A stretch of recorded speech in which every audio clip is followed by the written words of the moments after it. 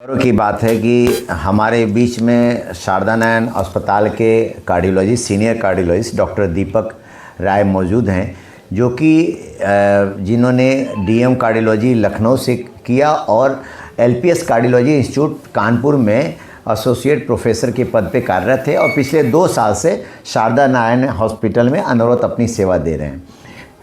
उनके साथ हमारे डॉक्टर सुजीत सिंह हैं, जो मेडिकल डायरेक्टर हैं और आईसीयू के इंचार्ज हैं, और पूरी टीम मिलके ये लोग ने इतनी लोगों की पिछले 2 साल में इतने लोगों की जान बचाई है, जिससे कि तमाम लोगों को जिनको पेसमेकर की सुविधा, एंजियोप्लास्टी, जो कैथ लैब हमने पिछले 3 साल पहले जो हमने शुरू किया था, उसमें अब ये लगातार लोगों की जान बचा रहे हैं और दिन प्रतिदिन कुछ नए नए आविष्कार करते जा रहे हैं, जो कि छोटे शहरों में संभव भी नहीं था।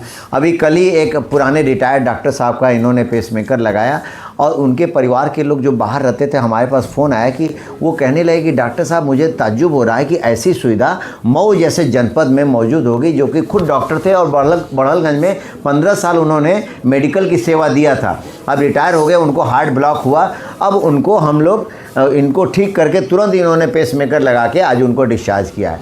इसी तरह इन्होंने कई ऐसे मरीजों की तो ये तो जो एंजियोप्लास्टी और एंजियोग्राफी करते थे, ये बहुत ही अच्छा हमारे पिताजी का 92 साल की उम्र में आपने किया, उनकी जान बचाई थी, और तमाम ऐसे लोगों की कर रहे हैं। लेकिन ये जो जिसलिए हम लोग इकट्ठे हुए हैं, वो अपने आप में एक बहुत ही अनोखा केस था, जिसमें कि यहाँ पे वाल्व किसी मरीज़ का सिकुड़ गया और उसको बिना चीर फाड़ किए, बिना छाती का ऑपरेशन किए, अपने आयुष्मान योजना से उस व्यक्ति का निःशुल्क, जो गरीब व्यक्ति यहाँ बैठा हुआ है, ये मेरे पास ओपीडी में आया और उसके पहले इसको टीबी की दवा, तमाम तरह की दवा पूरी दुनिया में ये खुद बताएगा चला, जो हमने डायग्नोस किया, डायग्नोस करके मैं डॉक्टर दीपक के पास भेजा और डॉक्टर दीपक साहब को मैं धन्यवाद देना चाहता हूँ इस बात के लिए कि इन्होंने तुरंत उसकी सही डायग्नोसिस बना के उस व्यक्ति का, इस गरीब व्यक्ति का, जो हमारे प्रधानमंत्री नरेंद्र मोदी जी का आयुष्मान योजना ने शुरू किया और हमारे योगी जी जो इसको पूरे प्रदेश में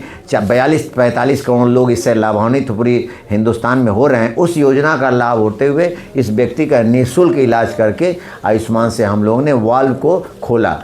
तो मैं इसके लिए डॉक्टर सुजीत को, डॉक्टर दीपक को, पूरी टीम को, जो हमारी टीम है कार्डियोलॉजी डिपार्टमेंट, जिसमें हमारे साथ दामिनी, दुर्गेश, डॉक्टर सतीश, डॉक्टर नवीन, पूरी टीम है जो डॉक्टर सुजीत और डॉक्टर दीपक के साथ मिल के 10-15 लोगों की सदस्यीय टीम है जो काम करती है। मैं सबको बधाई देना चाहता हूं और मैं डॉक्टर दीपक से अनुरोध करना चाहता हूं कि आप इस मरीज़ के बारे में और अब तक कितने लोगों की जो सेवाएं दे रहे हैं और कितने लोग इससे लाभान्वित हो रहे हैं, इसके बारे में आप बताएं, और इस मरीज़ में क्या खास बात थी जिसके लिए आज सब लोग को बुलाया गया, उसके बारे में भी आपको डिटेल में बताएंगे। डॉक्टर दीपक, हम चाहते हैं एक बार जो स्वागत करिए दीपक जी का। सर, तो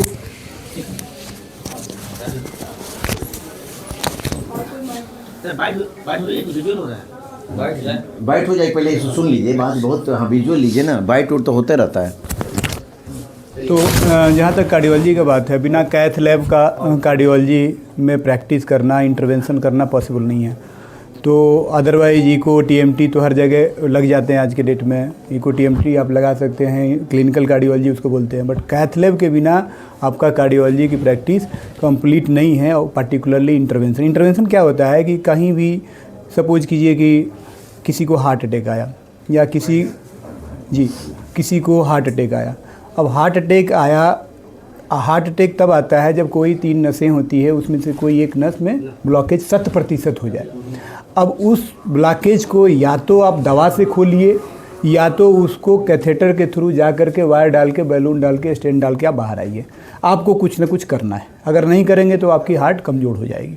अब सवाल ये है कि दवा जो दूसरा जो दवा विकल्प है, उसमें होता क्या है कि उसका एक साइड इफ़ेक्ट होता है, खून पतला करेगा, ब्लीडिंग होगा, ब्रेन में ब्लीडिंग होगा, मुंह से आएगा, लैट्रिन के रास्ते से ब्लीडिंग आएगा, उसका एक साइड इफ़ेक्ट ज़्यादा है।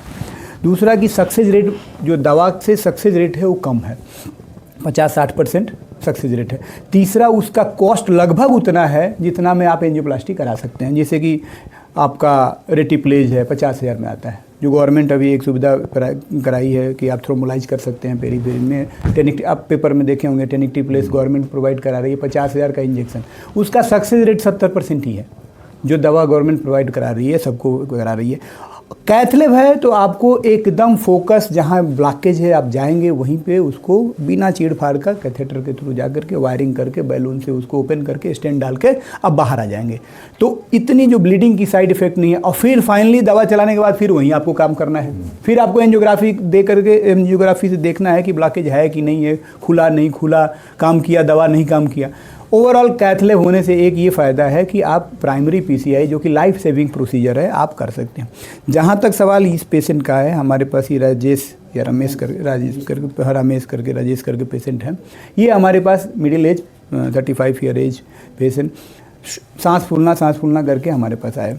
सर के पास आए, सर ने हमारे पास भेजा कि ये देखो इनको चूँकि सांस फूलता है, अपने पूर्वांचल में मेडिकल साइंस है बहुत ही इवॉल्व किया है, फिर भी अभी भी जो है सांस फूलना मतलब एक्सरे की है, टीबी की दवा, बेचारा टीबी की दवा जो है बहुत 7 साल से ये तो खुद बता रहे हैं। हाँ, टीबी की दवा खा रहे हैं। ठीक है, डॉक्टर के ना बोलते 7 साल वो टीबी हो गया है तो कोई ठीक है, टीबी हो, हाँ वो हम पूछेंगे। तो टीबी की दवा बेचारे ये खा रहे थे। हम लोग ने ऑक्सीजन दिया, पहले तो स्टेबलाइज किया। जब इको हमने किया तो देखा कि इनकी मेन जो हार्ट की वाल्व है वो सिकुड़ गई। अब हार्ट की वाल्व सिकुड़ गई है, ब्लड शरीर में जाएगा नहीं तो कमजोरी फील होगा। अच्छा, ब्लड नहीं जाएगा तो बैक प्रेशर होगा, बैक प्रेशर फेफड़ा पे होगा तो आपका सांस फूलेगा। सिंपल चीज़ है। बट टीबी की दवा सांस फूलने के चलते बेचारा खा रहा था। फिर हमने कि अब आपको वाल्व खोलना है, थोड़ा देर में आपको लगेगा अरे हार्ट की वाल्व सिकुड़ी हुई, आपको वाल्व खोलना ही नहीं, खोलेंगे तो आप चाहे आप कुछ भी करें, समझ रहे हैं। तो हमने प्लान करके पहले सर से परमिशन लिया, स्टेबलाइज किया। पेशेंट जब स्टेबल हुआ, पूछा मैं कि आयुष्मान है, क्योंकि वाल्व की जो कॉस्ट होती है जिससे खोली जाती है उसका दाम 1 लाख होता है। ठीक है, आप जिस वाल्व से इसको खोलते हैं उसकी दाम 1 लाख होती है। अब थोड़ा एरिया अपना लो सोशियो इकोनॉमिक पुअर जोन है, तो हमने पता किया कि आयुष्मान है इनके पास, तो आयुष्मान से हमने अप्रूवल लिया, जिसको प्रोसीजर का नाम बोलते हैं BMV, बैलून परक्यूटेनियसली जाना है, बैलून माइटल वाल्वोटोमी या वाल्वोप्लास्टी। उसको क्या करते हैं कि बैलून से जा करके, वीडियो हम लोग के पास है, शेयर कर देंगे आपको। उसको क्या करते हैं कि एक चीड़ा, छोटा सा चीड़ा लगता है, फिर हार्ट में एक चीड़ा मारते हैं थोड़ा सा, उसके बाद हार्ट में क्रॉस करते हैं बैलून में जहाँ सिकुड़ा है वहाँ बैलून को ले जा करके आराम से फुला देंगे। बैलून से वो वाल्व फूल जाएगा, फिर आपका सिकुड़न खत्म हो जाएगा। सांस फूलने की जो चीज़ें हैं, देखिए हमारे सामने बैठा हुआ ये पेशेंट जब आया था एकदम लेटा हुआ, सांस फूल रहा है, बैठे सांस फूल रहा है, हर कंडीशन में सांस फूल रहा था। अभी बेचारा हमारे साथ बैठा हुआ है। तो आपको क्या करना है कि ये प्रोसीजर, और ये रिस्की प्रोसीजर है, एंजियोग्राफी एंजियोप्लास्टी जब कार्डियोलॉजिस्ट होते हैं, इंटरवेंशन कार्डियोलॉजिस्ट तो करते हैं। अभी बनारस में भी ये प्रोसीजर, मैं ओपनली बोल रहा हूँ, बनारस में ये प्रोसीजर बनारस के डॉक्टर 1 से 2 करते हैं, 2 से ज़्यादा नहीं करते हैं। 1-2 लोग को जानते हैं जो ये करते हैं। लखनऊ में भी 2 ही 3 जगह होता है, कोई नहीं करता। ठीक है, मैं खुद बिहार से ताल्लुक़ रखता हूँ। बिहार में हार्डली 2 से 4 लोग हैं जो इस प्रोसीजर को करते हैं। पूरे पटना में कम से कम 150 से 200 कार्डियोलॉजिस्ट हैं, 200 कार्डियोलॉजिस्ट हैं, कार्डियोलॉजिस्ट जो ये काम करते हैं। 2 से 4 लोग जिनको मैं जानता हूँ ये काम करते हैं। तो इसमें होता क्या है, थोड़ा रिस्की प्रोसीजर होता है। एंजियोग्राफी एंजियोप्लास्टी में क्या होता है कि आप डाई देते हैं, सारा चीज़ नस दिखता है उसमें आपको करना है, इसमें कुछ नहीं दिखता है। इसमें आपको क्या करना है कि आपके अनुभव और आपका रिस्क कितना आप ले सकते हैं और कितना आपका टेक्निकल एडजस्टमेंट है, उसके अनुसार से ये जा करके और दिल के एक बीचों बीच में छेद करके, सेप्टम को बीचों बीच छेद करके, तभी आप बैलून उस छेद के थ्रू जाएगा और उसके बाद वाल को क्रॉस करके तब वाल को फुलाया जाता है। और आपको दिखेगा भी नहीं कि कहाँ आप छेद कर वो कर रहे हैं। बिना ओपन किए आपको फ्लोरोस्कोपिकली, बिना डाई दिए, इसमें डाई भी नहीं दिया। एंजियोग्राफी एंजियोप्लास्टी में क्या होता है कि डाई देते हैं तो पता चलता है कि यहाँ पे बीमारी है, तब आपको दिखता है, आप जाके करके आ गए। इसमें क्या है, कुछ नहीं दिखता है। ये टेक्निकली हाईएस्ट वो है, टेक्निकल आप हाईएस्ट वो है साउंड है, तब जा करके आप इस प्रोसीजर को करते हैं। सर का ये था कि एक बार अवेयरनेस फैलाने के लिए आप सबको अवगत करा दें, ताकि इस तरह की भी अगर मेरे पास बहुत पेशेंट आते हैं कि बैलून से वाल खुलवाने के लिए CMC वेलोर गए, CMC वेलोर से खुलवा करके आते हैं। तो उन लोगों को भी मैं बताता हूँ कि ये काम हमारे यहाँ भी होता है। इस बीमारी का नाम है रूमेटिक हार्ट डिजीज। ये होता कैसे है, ये होता है 5 से, आप लोगों को अवगत करा रहा हूँ, 5 से 15 साल के बीच में बच्चों को खांसी सर्दी होता है, छोटे बच्चों को होता है। उसमें सोर थ्रोट होता है, गला में इन्फेक्शन होता है। वो गला का इन्फेक्शन जो है हार्ट के वाल्व को हीट करता है वो हार्ट के वाल्व को रिकरेंटली बार बार हिट करता है, तो जो वाल्व होता है उसकी धीरे धीरे धीरे सिकुड़ाहट हो जाती है। और 25 साल में वो 10 साल लगता है, 15 से 10 साल लगता है 25 साल, और 25 साल के आसपास वो वाल्व सिकुड़ जाता है और धीरे धीरे 35 साल की उम्र तक, 30 साल की उम्र तक अपना फुल रूप दिखाता है वो। ठीक है, तो 30-35 साल में ये सांस किसी को फूल रहा है, शरीर में जान नहीं है, दुबला पतला, जान क्यों नहीं है? क्योंकि वाल्व तो सिकुड़ा हुआ है, ब्लड तो सर्कुलेशन हो ही नहीं रहा है, तो क्या जान में वो शरीर में आएगा? कमजोरी फील होगा, सांस फूलेगा और शरीर में जान नहीं होगा। तो आप जैसे वाल्व खोलेंगे, ब्लड जाना शुरू कर देगा, ब्लड जाना शुरू कर देगा, फिर आप तंदुरुस्त हो जाएंगे, नॉर्मल आदमी की तरह हो जाएंगे। तो इसमें ये जिस फैमिली में क्राउडिंग ज़्यादा है, छोटा सा घर है, लोअर सोशियो इकोनॉमिक है, पुअर कंडीशन है, हाइजीन पुअर है, बार बार इन्फेक्शन बच्चा को एक्सपोज हो रहा है, बार बार इन्फेक्शन होने से क्या होता है कि सोर थ्रोट होता है, सोर थ्रोट से वो जो इन्फेक्शन होता है वो जा करके हिट करता है वाल्व को, वो वाल्व को 10 साल लगता है सिकुड़ने में।